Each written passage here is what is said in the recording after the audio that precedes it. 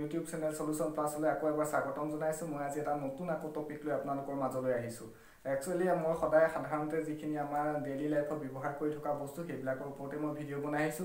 আজি মোৰ টপিকটো হৈছে যে আমি কেতিয়াবা যেতিয়া কিবা এটা বস্তু কিনো, ধৰক ইলেক্ট্ৰনিক কিবা বস্তুৱে হওক, আইটেমে হওক বা জোতাই কিনো বা কিবা কিবি কিনো, তাত কি হয় কিছুমান এনেকুৱা পেকেট আহে। দেখিছেনে এনেকুৱা পেকেট? হয়, আপুনি নিশ্চয় দেখিছে এনেকুৱা কিছুমান পেকেট তাত ওলায়।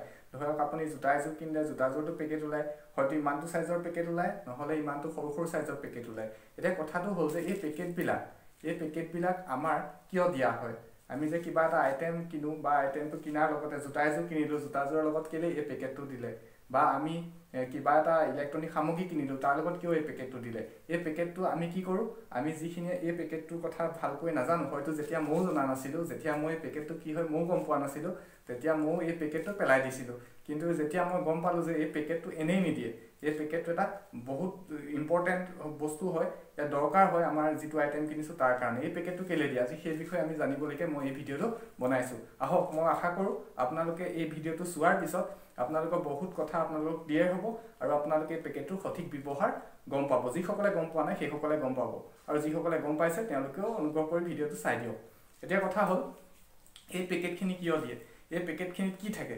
এই পেকেটখিনি আপোনাৰ চেনিজাতীয়, দেখিবলৈ চেনি, চুই চালে চেনিৰ নিচিনা লাগে, তেনেকুৱা কিছুমান পদাৰ্থ থাকে। এইবিলাক হৈছে চিলিকা জেল। ইয়াত লিখা আছে এইটো হৈছে চিলিকা জেল, ইয়াত চিলিকা জেল বুলি লিখা থাকে। এই বস্তুটোত কেলৈ দিয়া হয় চিলিকা জেল?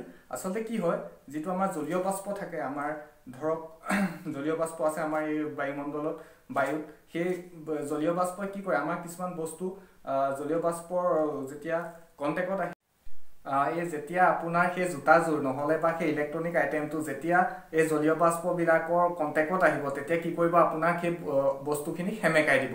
সেই বস্তুখিনি সেমেকি যোৱাৰ পিছত কি হয়, তাত কিছুমান আপোনাৰ সামগ্ৰীটো ক্ষয়ক্ষতি হ'ব পাৰে। সেইকাৰণে আমাৰ বস্তুটো ড্ৰাই ৰাখিবৰ কাৰণে, শুকান কৰি ৰাখিবৰ কাৰণে বহুত দৰকাৰী হৈ পৰে। সেইকাৰণে এই বস্তুটো ৰখা হয়, চিলিকা জেলখিনি ৰখা হয়। এই চিলিকা জেলখিনিয়ে কি কৰে, সেই আপোনাৰ বস্তুটো ড্ৰাই কৰি ৰাখে। আপোনাৰ যিটো সামগ্ৰী, সেই সামগ্ৰীটো আপোনাৰ সেমেকি যোৱাত বাধা দিয়ে। সেইবাবে আমাৰ এই সামগ্ৰীবিলাকৰ লগত এই পেকেটটো বহুত দৰকাৰী হয়।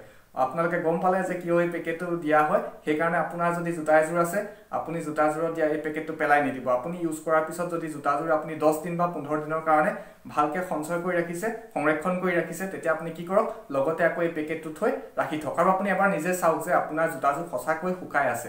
আৰু আপুনি এই পেকেটটো যদি নোথোৱাকৈ থয়, হয়তো ভেঁকুৰৰ আক্ৰমণ ঘটি আপোনাৰ জোতাযোৰত কিবা এফেক্ট কৰিব পাৰে, নহ'লে কিবা হ'ব পাৰে। আপুনি সেইটো নিজে প্ৰমাণ কৰি চাব পাৰে। আপুনি সেইবাবে এইটো পৰীক্ষাও কৰি চাব পাৰে যে এযোৰ জোতা আপুনি এইটোত ৰাখি, পেকেট দুটা ৰাখি থ'লে আৰু এটাত আপুনি নৰখাকৈ ৰাখিলে, তেতিয়া কি আপোনাৰ জোতা দুযোৰত চেঞ্জ দেখিলে 10 দিনৰ পিছত, সেইটো আপুনি নিজে পৰীক্ষা কৰি চাব পাৰে। আশা কৰোঁ আপোনালোকে মোৰ ভিডিঅ'টোৰ পৰা লাভৱান হ'ব, আৰু মই আকৌ নতুন ভিডিঅ' লৈ আপোনালোকৰ মাজলৈ আহিম। আৰু মোৰ চেনেলটো পাৰিলে, যদি আপোনালোকৰ মোৰ ভিডিঅ'খিনি ভাল লাগিছে, ছাবস্ক্ৰাইব কৰি দিব। আৰু আপোনালোকে ইমানখিনি সময় মোক দিয়াৰ বাবে আপোনালোকলৈ ধন্যবাদ থাকিল।